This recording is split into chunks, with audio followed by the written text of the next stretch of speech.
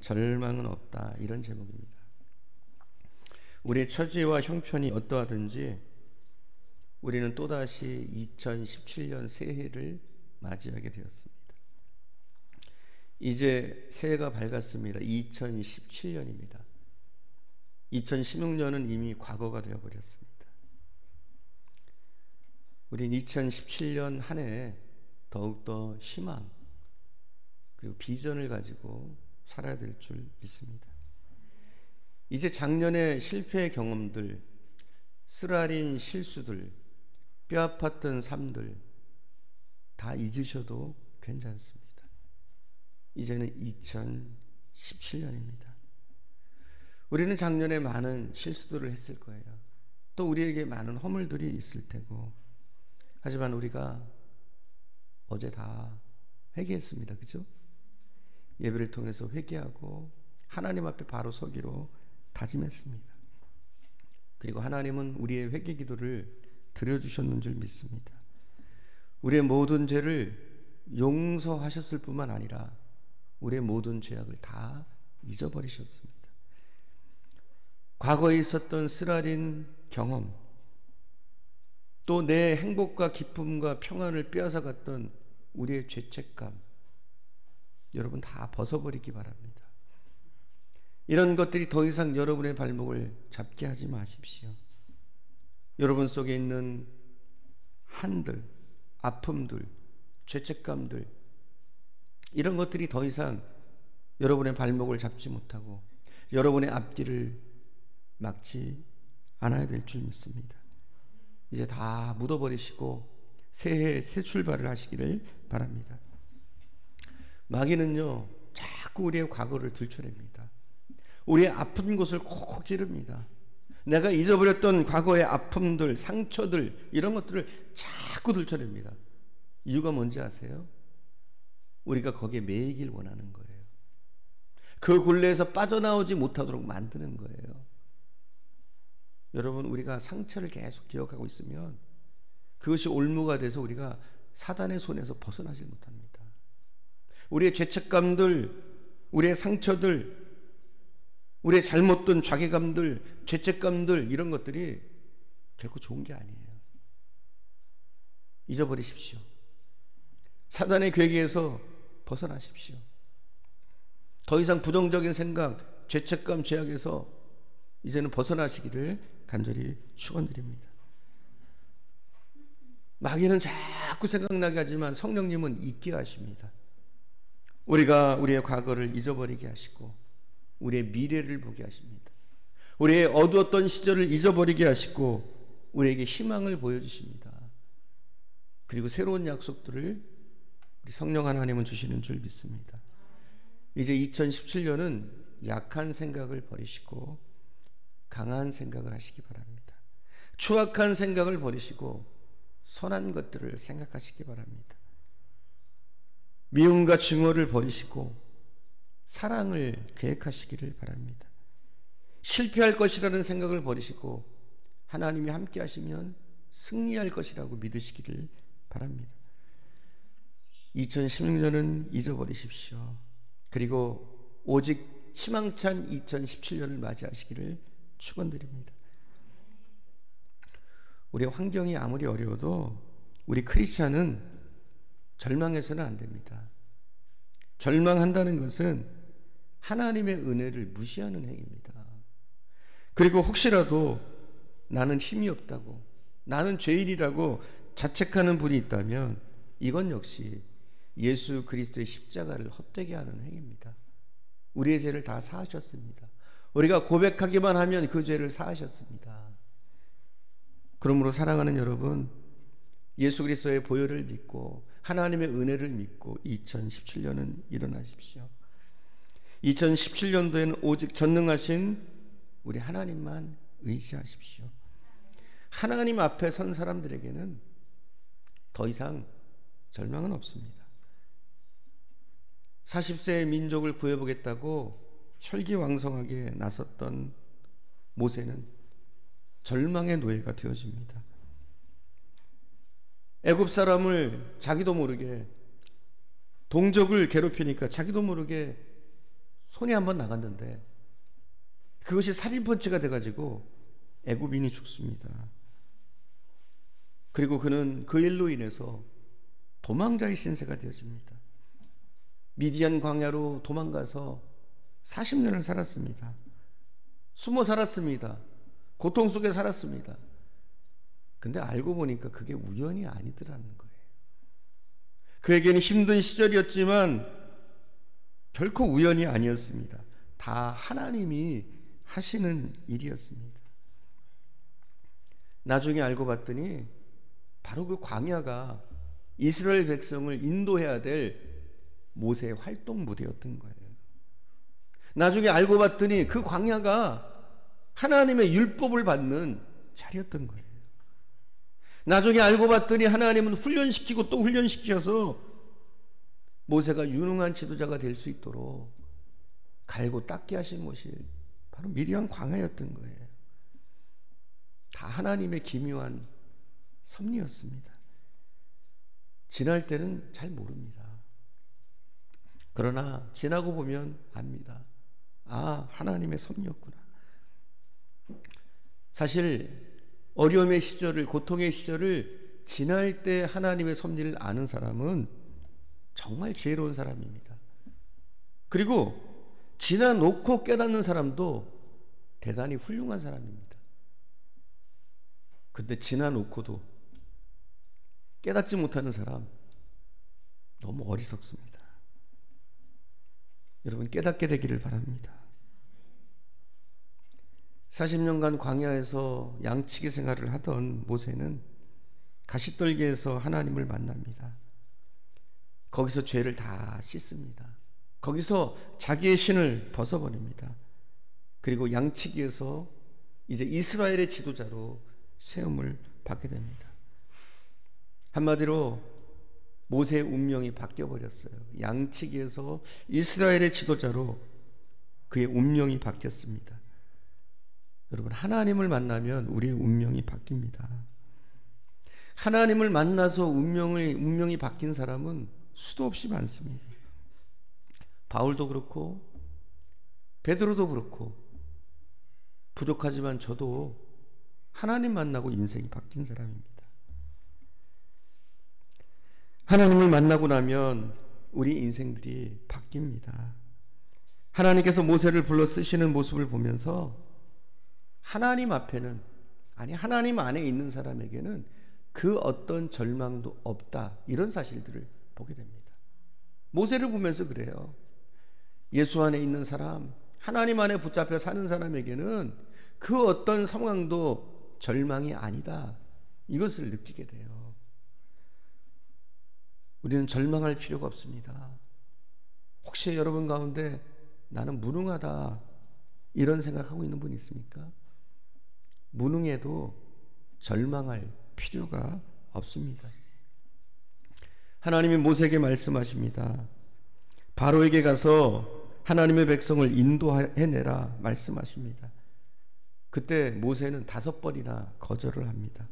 그의 거절은 이러합니다. 나는 말에 능치 못한 자라. 나는 입이 뻣뻣하고 혀가 둔한 자라. 그때 하나님께서 모세에게 말씀하십니다. 내가 정녕 너와 함께 하리라. 하나님은 우리가 무능하다고 고백할 때 우리를 버리시는 하나님이 아니라 오히려 우리를 다독이시고 격려하시고 우리에게 능력을 주셔서 사용하시는 하나님이신 줄 믿습니다.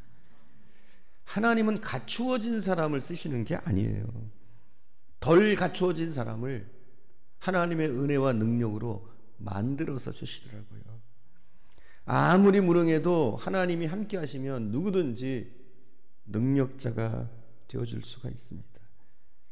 그러므로 어깨를 움츠리고 소심하게 고개를 숙이지 마십시오.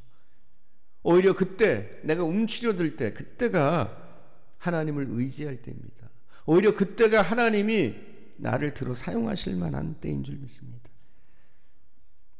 여러분 어렵고 힘들 때 오히려 우리 믿음의 사람들은 하나님이 나를 어떻게 쓰실까 비전을 가지시기 바랍니다. 가장 큰 고통 중에 가장 연약한 모습으로 있을 때 하나님이 나를 들어서 사용하시기를 바라시길 바랍니다. 하나님께서 함께 하시면 초라한 우리 인생도 기적의 사람이 되어줄 수 있는 줄 믿습니다. 하나님은 세상을 변화시키는데 능력 있는 바로의 힘을 사용하지 않으셨습니다. 양치기였던 모세를 사용하셨습니다. 그러므로 우리의 눈으로 우리를 보지 마십시오. 사람들이 나를 보는 눈으로 나를 보지 마십시오. 하나님의 눈으로, 하나님이 보시는 눈으로 나 자신을 볼 수 있어야 될 줄 믿습니다. 그리고 우리가 믿어야 할 것은 모든 삶은 하나님 안에 있다. 하나님이 역사하시면 얼마든지 나의 인생도 달라질 수 있다. 이러한 소망들을 여러분 가지시길 바랍니다. 오히려 우리의 절망이 크면 소망도 더 커질 테고, 어려움이 크면 그 뒤에 오는 하나님의 축복도 더 커질 줄 믿습니다. 하나님은 유능한 사람보다 주님의 비전에 동참할 사람을 찾고 계십니다. 내 모든 현실이 하나님의 뜻이고 하나님이 의미 있게 나를 사용하실 것을 믿는 사람을 통해서 하나님은 그 사람의 생애를 쓰시고 그 사람의 생애를 통해서 역사하시고 기적을 보이시는 줄 믿습니다. 절망하지 마십시오. 우리 그리스도인들은 절망할 필요 없습니다. 절망의 때일수록 하나님 붙잡고 일어나시기를 축원드립니다.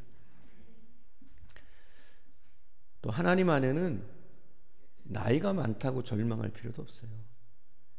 여러분 여기 나이가 많은 분도 계세요. 근데 모세보다 많은 분은 없는 것 같아요. 우리 여기에는 모세는 80세에 하나님께 부름을 받았습니다.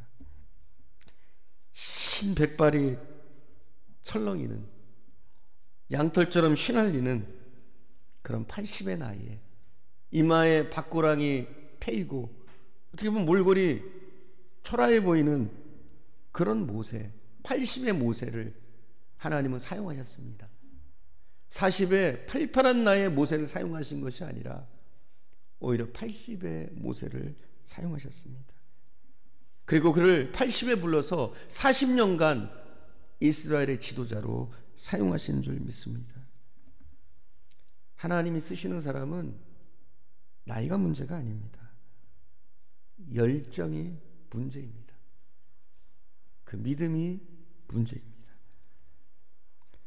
하나님께서 아브라함을 75세에 부르셨고 그때부터 쓰시기 시작하셨습니다. 우리가 아는 것처럼 모세는 80에 부름을 받았고 또 갈렙은요 85세에 하나님 앞에 쓰임 받습니다. 헤브론 산지를 달라고 그는 간청하고 결국은 헤브론 정복에 나서서 85세에 그것을 이루어냅니다. 미켈란젤로라는 유명한 예술가가 있어요.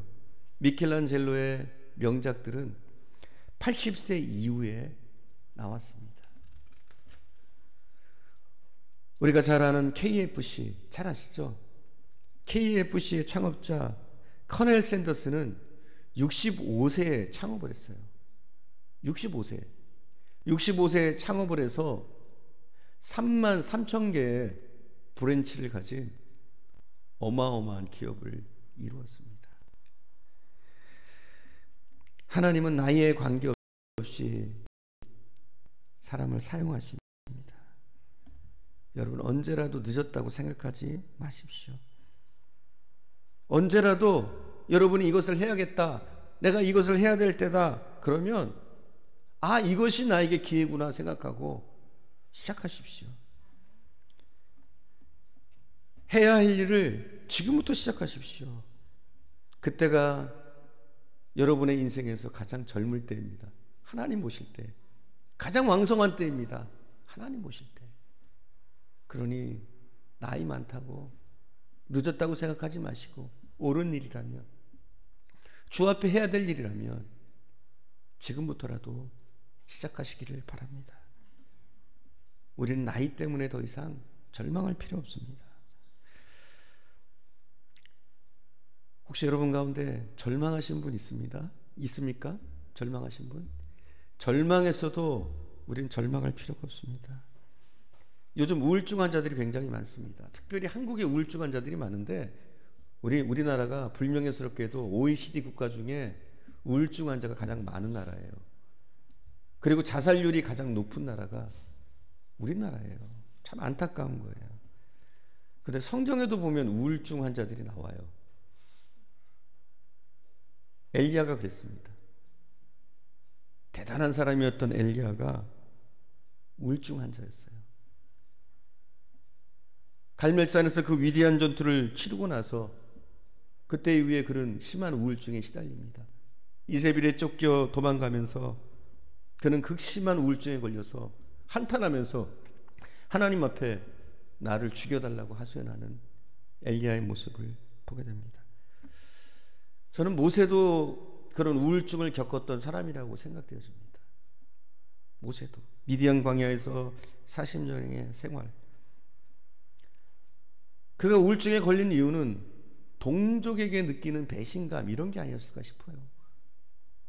그는 동족을 안타깝게 여겨서 애굽 사람을 쳐 죽였습니다. 그리고 그는 왕자의 옷을 벗어버리고 이스라엘 사람들과 함께 고난에 동참하길 원했습니다. 근데 그 백성들이 그를 인정해 주지 않는 거예요. 누가 너를 우리의 재판관으로 세웠느냐. 그 모습 때문에 그는 그때부터 우울증에 시달리지 않았나 싶어요. 심한 우울증. 왜 그렇게 보느냐 하면은 모세가 미디안 광야에 40년 동안 사는 동안에 한 번도 이스라엘 쪽으로 고개도 돌리지 않았어요. 자기가 오랫동안 살았던 곳이잖아요. 그립잖아요. 그럼 그 근처라도 가볼 수 있는데 한 번도 이스라엘 쪽에, 한 번도 이스라엘 사람들을 접촉하지도 않았어요. 아마도 그에게는 한이 있었던 것 같아요. 동족에 의한 배신, 그런 것들이 모세가 우울증을 갖도록 만들지 않았을까 싶습니다. 그러나 괜찮습니다. 아무리 절망했어도 때로는 내가 우울증을 앓고 있다고 해도 상관없습니다. 하나님은 오히려 절망한 사람을 불러서 사용하십니다. 오히려 하나님은 내 인생을 포기하고 싶은 마음을 가진 사람들을 통해서도 하나님은 일하십니다. 예수께서 제자인 베드로를 다시 부르실 때, 그때가 베드로에게 가장 절망적인 시간이었습니다. 그 절망적인 시간에 예수님은 베드로에게 찾아오셨습니다. 그리고 다시 그의 제자로 삼아주셨습니다. 하나님이 요나를 부르실 때도 가장 절박한 상황, 물고기 뱃속에서 요나를 다시 부르시는 것을 보게 됩니다. 우리 인간의 절망은 하나님의 새로운 시작입니다. 절망할 때에도 하나님은 우리에게 찾아오십니다. 그러니 여러분, 절망스러워도 절망하지 마시기 바랍니다. 우리 그리스도인에게는 더 이상 절망은 없습니다. 사방으로 우겨쌈을 당한다고 할지라도 우리는 절망하지 않아야 될 줄 믿습니다. 오히려 하나님 붙잡고 믿음으로 승리하시기 바랍니다. 하나님의 손길을 바라시길 바랍니다. 또 여러분, 장소가 안 좋아도 절망하지 말아야 됩니다. 많은 사람들이 핑계를 대요. 내 환경은 어떻고, 나의 자리는 어떻고, 나의 모습은 어떻고. 그러나 하나님은 어떤 특별한 장소에 계시는 분이 아닙니다. 하나님은 보좌에만 앉아 계신 분이 아닙니다. 하나님은 거룩한 성전에만 계신 분이 아닙니다. 하나님은 삭막한 광야에도 계시는 분입니다. 모세는 자기가 미디안 광야에 숨어 있다고 생각했지만 하나님은 그 미디안 광야에서도 모세를 만나주시고 늘 그와 함께 하셨는 줄 믿습니다. 야곱은 그의 집을 떠나서 밧단 아람으로 향해서 가는 중이었습니다. 그리고 그는 길가에서, 광야에서 노숙을 합니다. 그는 집에만 하나님이 계신 줄 알았어요. 근데 찬이슬을 맞고 자고 있는 그 광야에서, 베델에서 하나님은 오히려 야곱을 만나 주십니다. 그때 야곱이 이렇게 고백합니다. 여호와께서 과연 여기에 계시거늘 내가 알지 못하였도다. 바울은 아라비아 사막에서 하나님과 깊은 교제를 나눕니다. 모세는 화려한 궁전에서 하나님을 만나지 못했습니다. 그러나 미디안 광야에서 거기서 하나님을 만납니다. 아스팔트 틈에서 간혹 보면 싹이 납니다. 쓰레기 더미에서 장미가 피어납니다. 그렇듯 하나님은 전혀 예상치 못한 장소에서 우리를 만나 주십니다. 오히려 극한 상황, 극한 장소에서 하나님은 우리를 만나 주시기를 즐겨하십니다. 베드로는 바다에서 주님을 만났습니다. 다니엘은 사자굴에서 하나님을 뜨겁게 만났습니다. 삭개오는 뽕나무에서, 마태는 세관에 앉았다가, 요나는 큰 물고기 뱃속에서, 발과 신라는 감옥에서, 사마리아의 여인은 우물가에서, 문둥병자는 길가에서, 엠마오로 가는 제자들은 또 길가에서 주님을 만났습니다. 언제 어느 곳에서나 우리 하나님은 우리를 만나 주십니다. 그러니 우리는 우리의 환경, 우리의 장소, 우리의 처지를 탓할 필요가 없습니다. 장소가 문제가 아닙니다. 하나님이 문제입니다. 하나님에게는 장소 따위는 아무런 상관이 없으십니다. 사랑하는 여러분, 늘 하나님 만나기를 기대하시기 바랍니다. 어느 환경, 어느 처지, 어느 모습으로 있든지 하나님은 우리를 만나 주시길 원하시고 우리를 들어 사용하시기를 원하시는 줄 믿습니다. 마지막으로 말씀드립니다. 여러분, 믿음이 없어도 절망할 필요 없습니다. 간혹 우리는 그런 생각해요. 나는 믿음이 없어요. 저는 믿음이 약합니다. 그러나 믿음이 연약해도 절망할 필요가 없습니다. 왜냐하면 하나님은 우리에게 믿음을 주시길 원하시기 때문입니다. 이 땅에 완전한 사람 없습니다. 이 땅에 믿음이 좋다고 해도 그 믿음의 차이가 얼마나 많이 차이가 날까요? 하나님은요, 우리를 쓰시고자 할 때 우리에게 믿음을 부어주십니다. 믿음의 사람이 되게 하십니다. 그리고 그 후에 사용하시는 것을 보게 됩니다. 모세도 그렇습니다. 모세가 처음부터 믿음이 있었습니까? 아니에요. 하나님이 모세를 부르실 때 모세는 여러 차례 거부를 합니다. 5번이나, 적어도 성경에 나온 건 5번이나 모세는 거절을 합니다. 내가 누구 간데 바로 앞에 가며 이러면서 못 가겠다고 얘기해요. 내가 이스라엘 자손 앞에 하나님이 나를 불렀다고 하면 그들이 믿겠나이까? 여호와의 이름이 무엇이라고 하리까? 하나님의 이름이 무엇이라고 하리까? 이러면서 계속 거부를 합니다. 또 3번째는 그가 이렇게 얘기합니다. 그들이 나를 듣지 아니하면 내가 어떻게 하리까? 4번째는 나는 본래 말이 능치 못한 자라. 5번째 그는 보낼 만한 자를 보내소서. 계속해서 거부합니다. 그러나 하나님은 어때요? 모세가 믿음이 있어서 쓰시는 게 아니에요. 그때부터 믿음을 불어넣어 주십니다. 내가 너와 함께 할 거야. 그리고 계속적으로 모세에게 믿음을 불어넣어 주시고 하나님의 역사를 보여주시면서 그를 통해서 일하게 하시는 것을 보게 됩니다. 하나님이 아브라함을 부르셨습니다. 그리고 하나님은 아브라함에게 4가지의 명령을 하십니다.